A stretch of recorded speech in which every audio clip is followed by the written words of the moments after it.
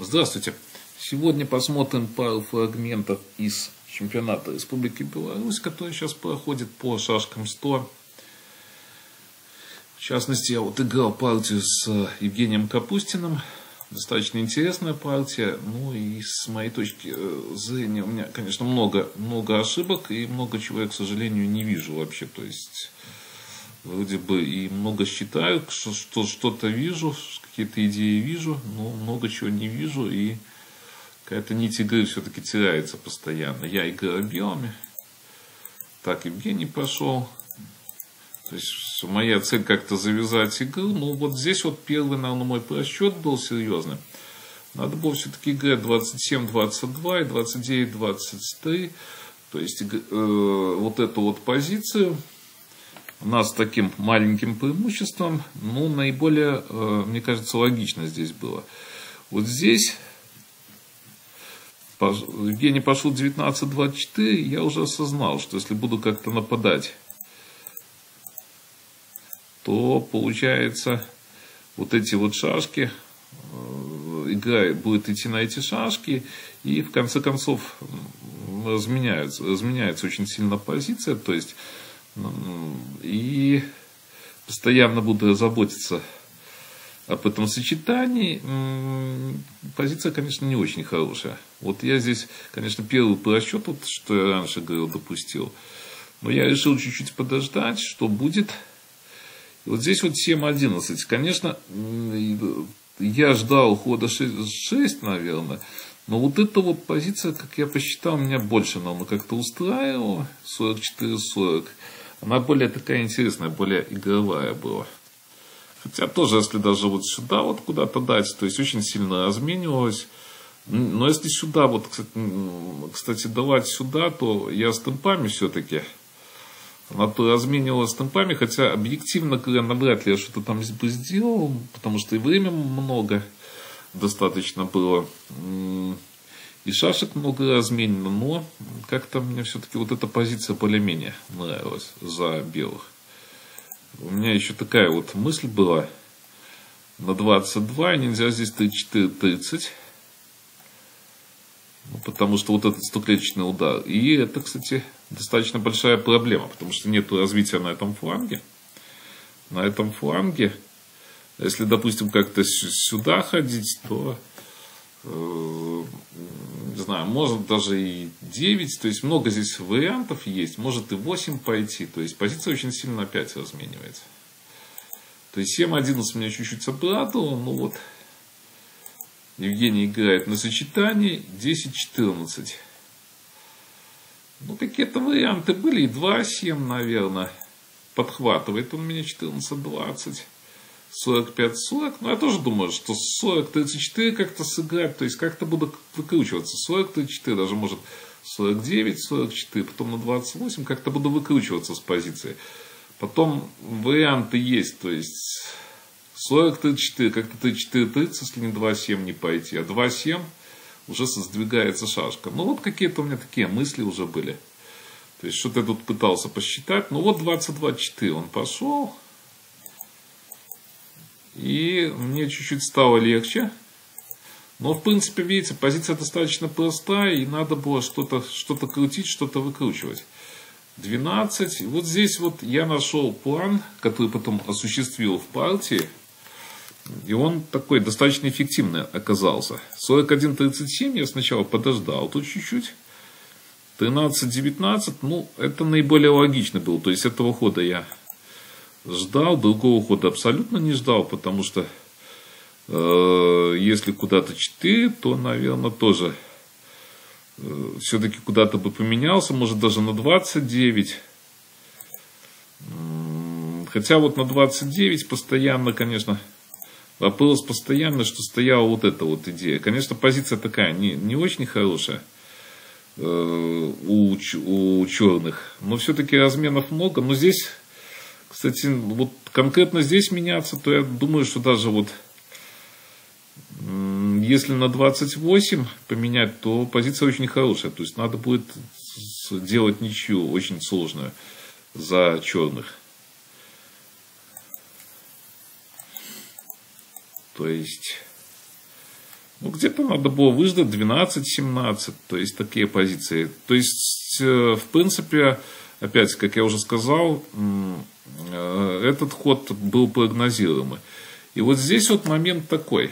Конечно, были варианты с нападением, но опять, вот здесь вот все меняется, очень сильно меняется. То есть, надо вроде бы здесь подхватывать, ну, вот видите, по 11 шашек, в принципе, все разменено, не вижу каких-то перспектив от этой позиции. Поэтому я решил вот такой вот хитрый маневр осуществить. То есть, я понимал, что он пойдет в классику вот в эту. И там его чуть-чуть обхитрил. Вот сейчас вот покажу. 14-20. Всегда был вот этот вот маневр, конечно. Чисто он даже, может, более психологический был. То есть, если куда-то бить. Но вот здесь тоже позиция, конечно, абсолютно ничейная. Я думаю, что так вот абсолютно ничейная она. То есть, мне здесь нечего искать в этой позиции. Ну, чисто психологически. Значит, я пошел 43-39, то есть, опять хочу вот сюда пойти, и вот он пошел 20-24. Ход просится. В принципе, я его ожидал. Конечно, есть какие-то 8-13 ходы. Но вот 20-24, и здесь я словил, вот видите, обманул я. Чисто психологически, наверное, может, так чуть-чуть обманул. И я стремился к этой позиции 37-31. То есть, я хочу чисто вот в эти позиции, там, по книге Сейбранса 33-29 перейти. И там такое вот динамическое преимущество. И если неправильно играть за черных, то будет очень хорошая позиция. Я здесь 40. То есть, если 8, та же вот схема, естественно. 42. Ну, вот я получил преимущество здесь. То есть, чуть-чуть вот обхитрил, можно эти даже вот чуть-чуть использовать эту позицию, конечно, при обучении, то есть, показывать молодежи. 48.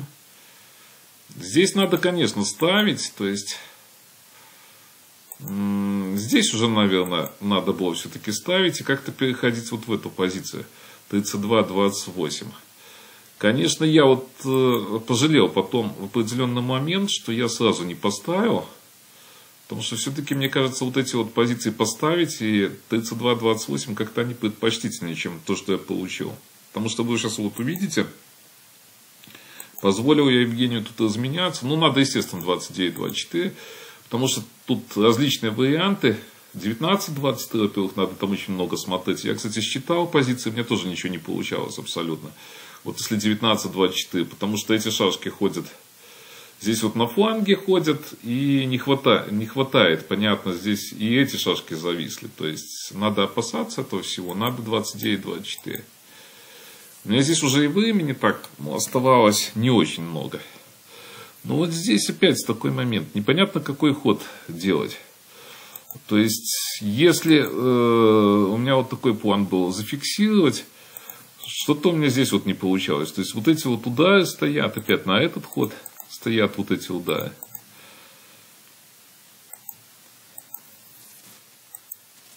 То есть, тут такие моменты, может где-то, ну вот 24-20. Единственное, надо было 24-20 искать. Как-то вот что-то у меня все-таки не получалось.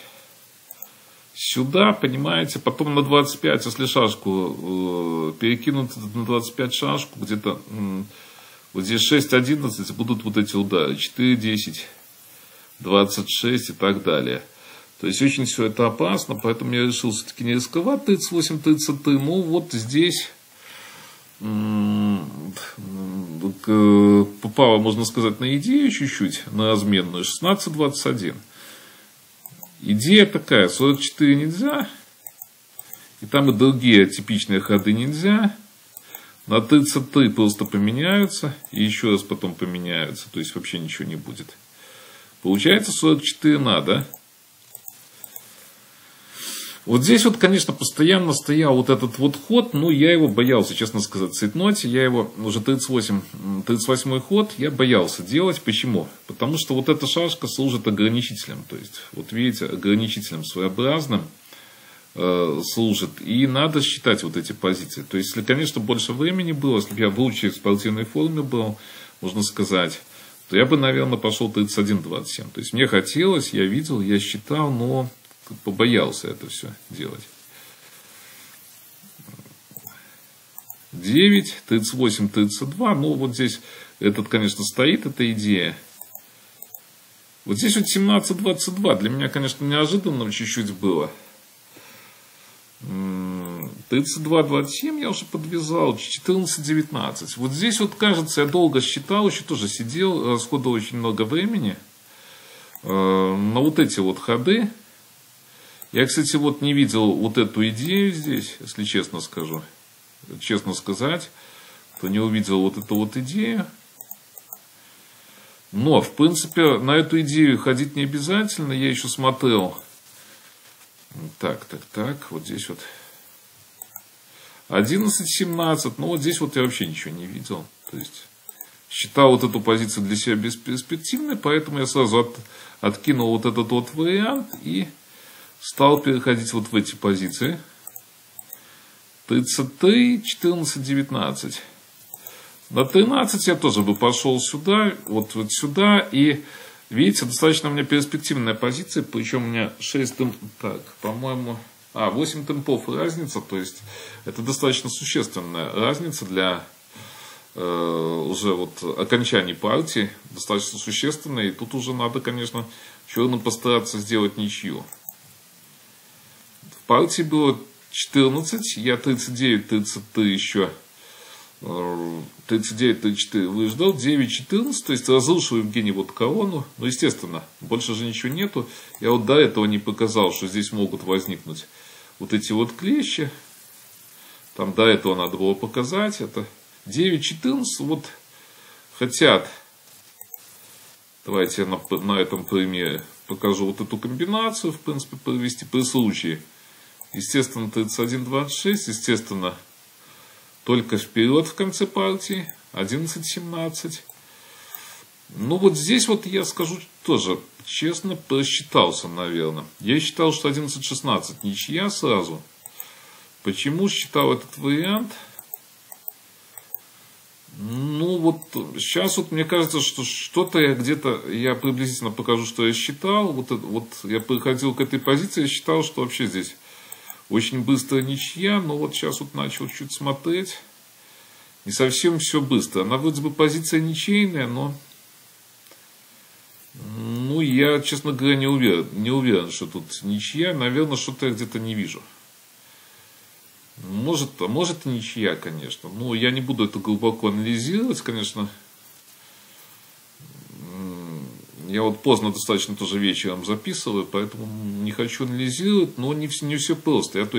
Я хочу что показать, чтобы расчет здесь был тоже у меня в вариантах, но Евгений пошел 11-17, это наилучший ход, конечно, 32-6. Да, здесь, конечно, я опять просчитался, естественно, причем после цейтнота непонятно, почему я так просчитался после цейтнота. Я пошел 27-21 и просто вот это вот. Просто вот это вот получилась ничья.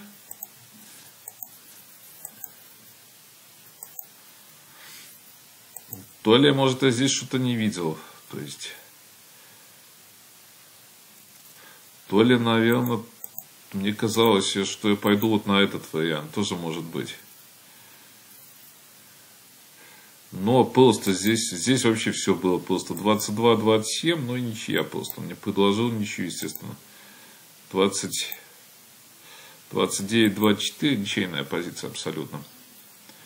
А вот здесь вот, смотрите, вот здесь вот как раз-то надо было играть вот этот вот вариант. 34-30 я видел, но почему-то вот я посчитал вот этот вариант, и здесь у меня как-то расчет оборвался, и я тут вообще ничего не видел. 33, ну я считал, что просто ничейная позиция, и нечего ее играть, но здесь есть много вариантов, кстати. Один такой вариант надо было, конечно, играть. Может, здесь что-то я и считал, но почему-то я вот посчитал, что вот это ничейная позиция. Может быть, это ничейная, конечно, позиция, но не так все просто. И следующий вариант мог быть, конечно, сюда. Ну, эту идею вообще я знал, но почему я тоже не пошел так, вот это сложный момент. Это идея с русских шашек, собственно говоря. Ну и вот.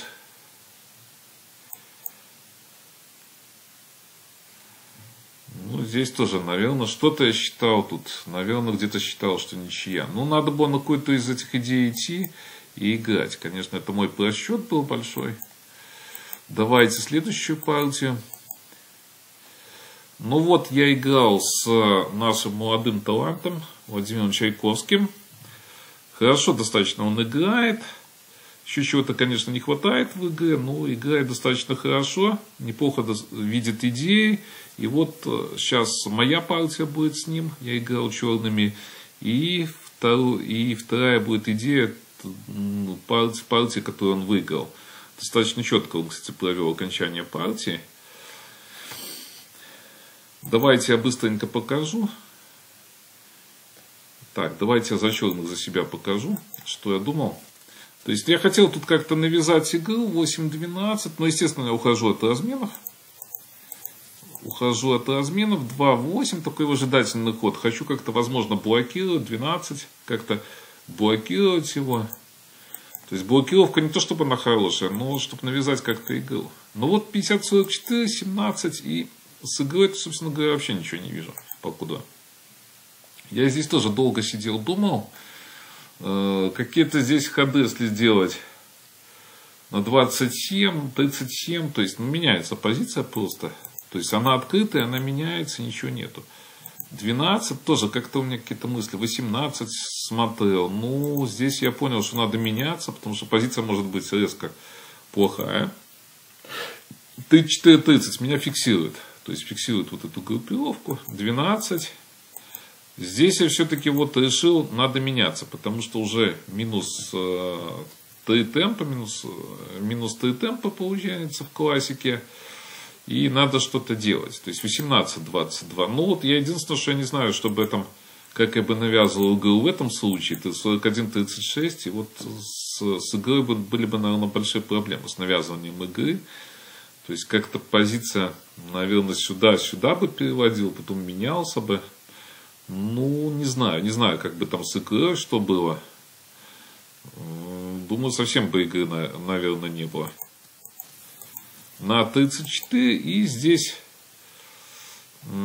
понятно, что надо меняться, дабы не дать ему размена, поэтому поменялся. То есть вышел чуть-чуть поприятнее у меня позиция, потому что он 23, покуда, естественно, ему нигде ставить ему нельзя было, потому что я нападал, то есть там похуже очень сильно позиция была бы. И вот здесь вот я понял, к 30-24 я понял, почему этот ход был сделан, собственно говоря, потому что потом будет 44-40, и вот там идеи с этим разменом, то есть еще там нюансы были, поэтому я уже был к этому готов. Грозит вот этот вот момент. Давайте, например, хода 11, 13, 37. Ну, вот такая вот позиция. Я уже тут, честно говоря, думал, что тоже игры не сильно будет. Но вот 33-29, конечно. Я считаю, что он резко ошибся. И не посмотрел, наверное, он до конца последствий вот этого хода 17-21. И именно бой сюда. 6-11, то есть грожу. Шашка, она далеко, но забрать ее невозможно. Она далеко, забрать невозможно, а если ее поменять, если эту поменять шашку, то я поменяюсь на 27, и у меня сумасшедшее просто преимущество будет. Хотя вот надо быть, конечно, внимательным. Так, подождите, это я не там, наверное.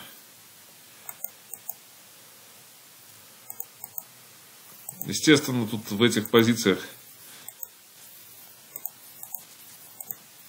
то есть надо быть внимательным, не играть так, потому что пройдут в дамки. Есть, ну там это все парируется легко, то есть это одна из таких единственных идей. Здесь 19, может быть 19 и потом напасть на эту шашку, поэтому так, наверное, невозможно.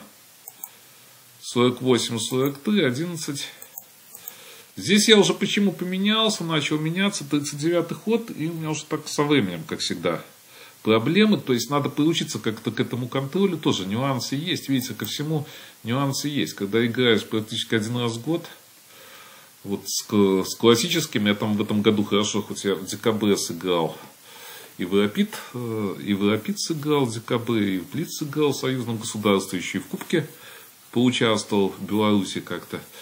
Поэтому чуть-чуть с соревнованиями вот я в декабре как-то не был обижен. И, честно говоря, там достаточно неплохие идеи, неплохие мысли в декабре были. Много хороших партий. К сожалению, вот не записывал. Пару партий очень жалею, что не записывал. Надо было после партии как-то записать. И можно было на видео, очень хорошие партии были. Ну, так получилось. Давайте вот не буду глубоко внедряться в аналитику, то есть я тройку провел специально, чтобы на 17, чтобы обезопасить как-то позицию. Сюда не хотелось, чтобы как-то 42 и не было вот этих разменов и так далее. Вот здесь вот интересная позиция была. То есть я грожу вот этим вот ударом. И можно сказать, вот эта позиция очень интересная. Ее можно ставить, наверное, в тренировочном процессе для усвоения каких-то идей 42-38. Но вот, конечно, ошибка, жесткая была ошибка. 19-24. То есть я фиксирую вот эти вот шашки. И позиция, я думаю, что вот здесь вот, даже можете проанализировать, я думаю, что она прыгана. То есть я там не внедрялся глубоко в аналитику, но я думаю, что прыгана. Может, где-то что-то и есть тут, но не вижу, я не вижу. 38-33 вообще был ход, и я достаточно быстро выиграл, видите. Но основная идея какая здесь? 45, выхожу, и вот фиксируете, видите, вот эта группировка фиксируется отсюда, вот эта центральная держит вот эти шашки. То есть вот это выиграно. Но позиция такая вот, достаточно хорошая. Я считаю, что хорошая. Можно ставить, даже можно смело ставить в тренировочном процессе. Она такая учебная достаточно. То есть фиксаж, фиксирование. Даже можно где-то вот в книжку даже можно вот эту позицию. Так, давайте следующее. Вот Валерий Розаев играл с Владимиром Чайковским. Конец партии. Получился конец партии, 43-й ход. И Валерий пошел 37-31. Естественно, нужно было 38-33. Ну, я не знаю, сколько там времени было. 17. Вот давайте я вам варианты покажу. Был такой вот, такая идея, я думаю, что полезная. Ну, я думаю, что вот эта вот позиция ничейная, честно говоря. Второй момент. Вот здесь вот так ходить. Дальше. Еще момент был вот этот вот. И на этот ход вот такая позиция. Честно говоря, тоже думаю, что ничейная. Здесь посложнее, наверное, будет. Ну, позиция ничейная. Но вот такие вот моменты Валерий упустил. А вот был ход 37-31. И давайте посмотрим. Видите, провел он. И давайте за черных. И вот Владимир достаточно четко сыграл. У нас есть хорошие ребята, хорошие, они такие маленькие, еще небольшие, я бы сказал. Ребята, но очень хорошие, играют много и на лиддрафт, и занимаются очень много. То есть, очень, очень перспективные. Конечно, будет жалко, если вот не используют этот весь потенциал, который у них есть. И из-за тех же моментов, что мы сейчас не играем, к сожалению, на соревнованиях на международных, это будет очень плохо. Но есть ребята очень хорошие. Я не буду называть фамилии, они, наверное, все знают. Кто сами даже маленькие, но знают, кто перспективно, очень хорошие, конечно. И хорошо очень играют. То есть, если будут совершенствоваться, ну, могут даже, наверное, быть, может, даже чемпионами мира среди взрослых. Поэтому вот такие у нас перспективы, если будет все нормально. Ну, вот смотрите, как он играет. То есть, не боится этой позиции. Оп. То есть, вот, можете поанализировать сами. Потому что если никто не видел, вот видите, оп, и такой выигрыш. Выиграл Владимир Чайковский, выиграл Валерия Розаева. Так, и хочу еще одну партию. Вот Никита Васько играл. Никита Васько играл с Иваном Бородичем. Вот здесь вот, конечно, надо было... Я паузу маленькую делаю. Наверное, надо было все-таки 35-30. Но здесь вот интересно, ради чего я тоже хочу этот фрагмент показать. Интересный очень момент. Сюда, сюда. И вот тоже ответная жертва. И получается... Не знаю, ну на 27-1. Давайте сюда, допустим. Здесь. Меняется, и потом, видите, шашка 3/4 остается, и будет воздействие именно на этот фланг. То есть, вот такая вот идея. А было 3-4-29 и минус 8 темпов, конечно, в классике, они сказались. Начал проводить вот Никита комбинацию, ну и впоследствии проиграл. Давайте я вам быстренько так промотаю, можно сказать, партию. Может, где-то что-то тут, какие-то моменты и были, ну, навряд ли, конечно, без шашки, навряд ли. Здесь, естественно, ну, ничего уже нету. Ну, вот так выиграл Иван Бородич. Итак, турнир продолжается.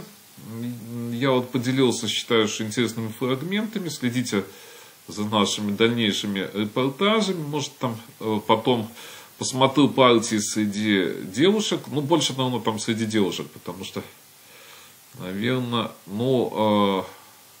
Виктория Белая постарше всех, но остальные, то есть еще возраст, когда могут играть в соревнованиях среди юниорок, поэтому давайте будем считать девушки все. Вика чуть-чуть старше, ну, достаточно молодежный состав у нас. Поэтому тоже их надо как-то будет партии посмотреть и показать. Может, даже после турнира уже какую-нибудь там общую картину составлю и покажу вам что-нибудь, фрагменты. Итак, до новых встреч.